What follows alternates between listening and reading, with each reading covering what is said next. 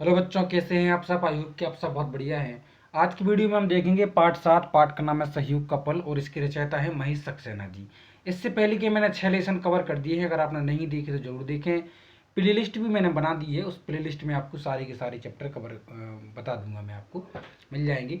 और comment box में अपना नाम जरूर लिखें, जो भी आपको चैप्टर पहले चाहिए या जो भी विषय से संबंधित जो भी आपकी क्वेरीज हैं, प्रश्न हैं, आप मुझे कमेंट बॉक्स में बताएं, मैं उनका आंसर देने की कोशिश करूंगा। आइए बच्चों शुरू करते हैं। यदि आपने ये वीडियो देख ली तो आपका ये चैप्टर जो है कंप्लीट हो जाएगा। लर्न करने की भी जरूरत नहीं है, समझने की जरूरत है बस, ठीक है। वैसे कहानी बहुत बढ़िया है, सक्सेना जी ने बहुत अच्छी कहानी लिखी है। देखिए, पाठ का सारांश जो हम थोड़ा समझ लेते हैं। एक गांव है नालपुर, कौन सा? नालपुर, ठीक है। नालपुर गांव पहाड़ियों और जंगलों के बीच बसा हुआ है। क्योंकि क्वेश्चन आंसर समझने के लिए हमें इसका सारांश समझना बहुत जरूरी है, ठीक है। यदि आपने सारांश समझ लिया, छोटी सी समरी है, तो क्वेश्चन आंसर आप ऑटोमेटिकली आपको पता चल जाएगा कि क्या इसका आंसर होने वाला है। इसलिए सारांश को जरूर समझें। तो भाई, जो नालपुर गांव है वो पहाड़ियों और जंगलों के बीच बसा था। नाले के कारण ही गांव का नाम नालपुर रखा गया था, ठीक है। अगर गांव से बाहर जाना है तो वो नाले को पार करना पड़ेगा। नाले के कारण गांव की प्रगति नहीं हो पा रही थी, है ना, विकास ही नहीं हो पा रहा था। नाला था जो गांव का, क्योंकि वो नाले की वजह से जो गांव का विकास नहीं हो पा रहा था, ठीक है, क्योंकि उसको पार करना मुश्किल होता था। नाले के कारण ही बरसात में इस गांव का भयानक रूप हो जाता था। क्यों? नाली में भर जाता था पानी, तो भाई कुछ अस्त व्यस्त होता था जीवन। ना इधर के आदमी उधर जा सकते, ना उधर के इधर आ सकते। गांव के पिछड़ेपन के लोगों को कोई मतलब ना था। यहाँ केवल शिव नारायण पढ़ा लिखा व्यक्ति था और समझदार था, जो अपने ये गांव के पिछड़ेपन से काफ़ी दुखी रहता था। अब लोगों को इससे कोई मतलब नहीं था, ठीक है। लोगों को तो बस अपने आप से मतलब है, जैसा कि आज हम देखते हैं। वह गांव वालों से नाली पर पुल बनाने की आवश्यकता की चर्चा करता है। कौन? शिव नारायण करता है चर्चा कि क्यों ना इस जो नाला निकला है इस पर हम पुल बनाएं, ठीक है, और हम भी अन्य जनजीवन से जो है जुड़े। पहले तो गांव वालों ने उसकी कोई बात नहीं सुनी, लेकिन बाद में एक हादसा, जो हकीम साहब की मृत्यु हुई, होने के बाद उन्हें शिवनारायण की बात समझ में आने लगी। वे एकजुट होकर नाले पर पुल बनाने को तैयार हो गए। वो देख ही देखते पुल बन गया। इसका उद्घाटन भी हो गया। चूंकि यह पुल सबके सहयोग से बना था, अतः इसका नाम रख गया सहयोग का पुल।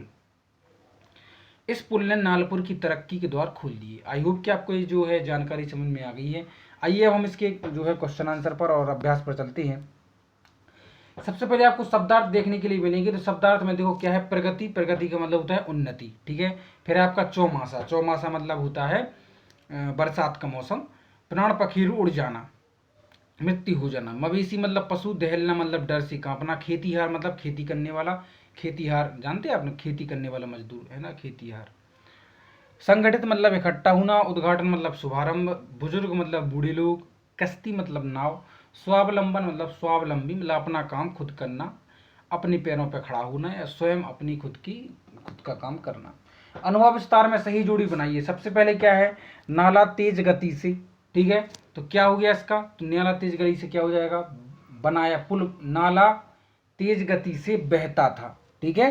तो इसको हम क्या बना देंगे? बहता था, ठीक है। नाला तेज गति से बहता था। डॉक्टर एवं वैद्य इलाज करते हैं, ये तो हो गया आपका। गांव वालों ने मिलकर पुल बनाया और बरसात में बीमारियां फैलती हैं। इस तरह से आप इसको मिला देंगे। आइए मैं इसको, अगर नहीं मिलाया है तो आप इसके आंसर देखो, सामने सामने भी इस तरह से मिला सकते हैं। जैसे कि देखो, उत्तर आपको दिख रहा है इधर, ठीक है। नाला तेज गति से बहता था, डॉक्टर एवं वैद्य इलाज करते थे। सामने सामने भी आप इसको मिला सकते हैं। नेक्स्ट क्या है? रिक्त स्थानों की पूर्ति करें। गांव के पास क्या था? गांव के पास एक नाला था, ठीक है। तो यहाँ क्या भर देंगे आप? नाला। ओके, आ गया ना आपकी समझ में? एक मिनट में आपको फिर से बता देता हूँ। तो यहाँ क्या बनना है? नाला। पहले में बनना है नाला, ठीक है। दूसरा क्या है? ग्रामवासी बहुत सम्मान करते थे। किसका? हकीम साहब का, जिनकी मृत्यु हो गई थी उनका। दूसरा क्या है? बरसात में अधिक फैलती थी क्या? बीमारियाँ, ठीक है।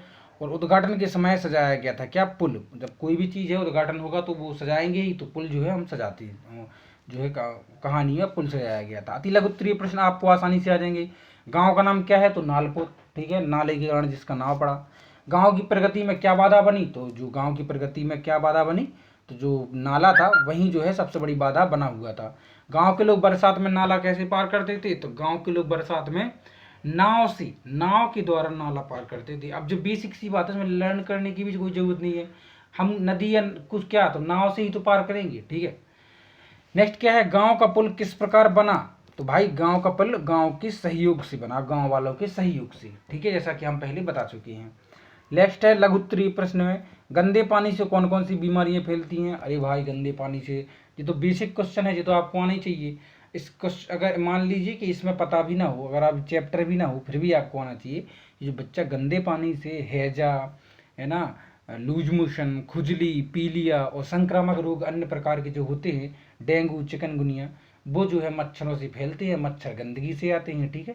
तो हैजा, खुजली, पेचिस और मलेरिया आपको जरूर जो है लिखना है। ग्रामवासियों को बरसात में किन किन मुसीबतों का सामना करना पड़ता था। देखिए बच्चों, अब यदि सपोज करिए कि आपके गांव में कोई नाला होता जो भरा रहता बरसात के मौसम में और आप बाहर नहीं जा सकते थे गांव की, क्या क्या परेशानियां होती। तो बस वही परेशानियां जो हैं गांव वालों को होती थी कि बरसात के समय में ग्रामवासी जो थे अनेक मुसीबतों का सामना करना पड़ता था। जैसे कि दूषित जल पीना पड़ता था, ठीक है। दूषित मतलब विषैला, ठीक है, गंदा, जिससे हैजा और अन्य बीमारियां भी हो जाती थी, मलेरिया, पेचिस, है ना। बरसात में उनका गांव अन्य गांव के संपर्क में नहीं रहता था, गांव कट जाता था, जिससे उन्हें बहुत परेशानियों का सामना करना पड़ता था। हो गई 2 लाइनें, ठीक है। जिलाध्यक्ष ने पुल का उद्घाटन ग्राम प्रतिनिधियों से क्यों कराया। अब बेसिक सी बात है कि उन्होंने मेहनत की थी तो वही हकदार थी, ठीक है। तो देखो, जिलाध्यक्ष ग्रामवासियों के आपसी सहयोग और श्रम को देखकर बहुत खुश थे, क्योंकि गांव वालों ने मिलकर वह पुल बनाया था, इसीलिए जो है वह सब देखकर जो है कलेक्टर साहब बहुत खुश थे। उनके सहयोग से ही पुल का निर्माण हुआ था, इसलिए जिलाध्यक्ष ने पुल का उद्घाटन ग्राम प्रतिनिधियों से कराया था, ठीक है। ग्राम प्रतिनिधियों से, जो ग्राम के प्रतिनिधि होती हैं, मुख्य व्यक्ति, उनसे करा दिया गया था। गांव वाले किस घटना से एकजुट हुए। तो बच्चों, गांव वाले आपको बताया जैसे कि हकीम साहब जो थे उनका बहुत सम्मान था, उनकी मृत्यु हो गई थी उस पुल के कारण, ठीक है। तो देखो, गांव के हकीम साहब को दिल का दौरा पड़ा, उनकी बिगड़ती हालत को देखकर गांव वालों ने उन्हें अस्पताल ले जाना चाहा, लेकिन नाला पार ना कर सकी, ठीक है, क्यों, भरा हुआ था। इसी बीच हकीम साहब इलाज के अभाव में चल बसी। अब इसी घटना से गांव वाले जो है एकजुट हो गए और उन्हें दृढ़ संकल्प लिया कि भैया अब इस पुल का कोई ना कोई हमें इंतजाम करना पड़ेगा। तो इस तरह से आपके क्वेश्चन आंसर होते हैं कंप्लीट। अब आ गई है आपकी भाषा की बात, और भाषा की बात में जैसा कि आपको प्रश्न दिया गया है, हीरा गांव का प्रगतिशील किसान है, उसे फसल में बहुत आमदनी हुई, उसने गेहूं भी बेचा और भूसा भी बेचा, ऐसे कहते हैं आम के आम गुठलियों के दाम। हीरा के लिए तो काला अक्षर भैंस बराबर था। अब जैसे आप समझ पा रहे होंगे इसमें मुहावरों का यूज किया गया है। पर उसने अपने बेटे श्याम को खूब पढ़ाया लिखाया, श्याम भी अपनी बड़ी बातों से बड़े बड़े को चुप करा देता। कहा भी गया है अकल बड़ी है भैंस। श्याम को देखकर मुखिया के सामने सीने पर सांप लुट जाता था। हीरा मन ही मन सोचता, मुखिया से बैर लेने का मतलब है जल में रहकर मगर से बैर करना, दुश्मनी करना। अब जैसे आपने ये पढ़ा, इसमें आपको लोकोक्तियों का उपयोग हुआ है, ठीक है। लोकोक्तियाँ, उदाहरण। लोकोक्तियाँ मतलब जो एक लोक विशेष में प्रचलित होती हैं, ठीक है। इन्हें आप अपने वाक्य में प्रयोग करें, जैसे आम के आम गुठलियों के दाम। तो इसका मतलब होता है कि हमको एक चीज से 2 फायदे मिल जाएं, ठीक है। जैसे दोहरा लाभ, ठीक है, दोहरा लाभ, इसका आंसर हो जाएगा क्या, इसका जैसे आप लिखेंगे इसका अर्थ क्या हो जाएगा, तो अर्थ हो जाएगा दोहरा लाभ। और वाक्य में प्रयोग कैसे हो जाएगा कि मोहन ने राकेश से कहा कि हम आगरा चलकर बिजली का सामना भी कर लेंगे और ताजमहल भी घूम लेंगे। यह तो आम की आम और गुठलियों के दाम की बात हो गई, ठीक है। काला अक्षर भैंस बराबर, यानी बिल्कुल जो है बिना पढ़े लिखिए अनपढ़ वाली बात। तो हीरा ने कहा कभी विद्यालय का मुंह तक नहीं देखा, उसके लिए तो काला अक्षर भैंस बराबर है। जरूरी नहीं है कि आप इसमें जो वाक्य प्रयोग किया गया है आप उसी को लिखें, आप अपने हिसाब से वाक्य प्रयोग कर सकते हैं। अकल बढ़िया भैंस का मतलब होता है शारीरिक बुद्धि से, शारीरिक शक्ति से बुद्धि जो है, जो बौद्धिक शक्ति होती है वो मजबूत होती है, बड़ी होती है। वाक्य प्रयोग में ऐसे हो जाएगा कि अरुण शरीर से कमजोर है पर पढ़ा लिखा बहुत है, अपनी बड़ी बड़ी बातों से सबको चुप करा देता है। कहा भी गया है कि अकल बड़ी है भैंस। और जल में रहकर मगर से बैर नहीं करना, मतलब कहने का है कि जिसके आश्रय में रहें, यानी जिसके नीचे हम काम करते हैं जो भी है, तो हमें उससे दुश्मनी नहीं लेनी चाहिए। अब इसका प्रयोग हो जाएगा कि अनिल जिस अफसर के नीचे काम करता है उसी की शिकायत करता है, उसे याद रखना चाहिए कि जल में रहकर मगर से बैर नहीं करना चाहिए। अब सही अर्थ पर टिक लगाइए। ऑप्शनल क्वेश्चन है, आ बैल मुझे मार, इसका मतलब होता है स्वयं आपत्ति को बुलावा देना, ठीक है। तीसरा क्या है, अकल बढ़िया भैंस का अर्थ क्या हो जाता है, हमने बताया है अकल बढ़िया भैंस की जो है बुद्धि, बौद्धिक जो शक्ति होती है वो शारीरिक शक्ति से बड़ी होती है। तो आकार की अपेक्षा बुद्धि बड़ी होती है, यही जिसका आंसर है।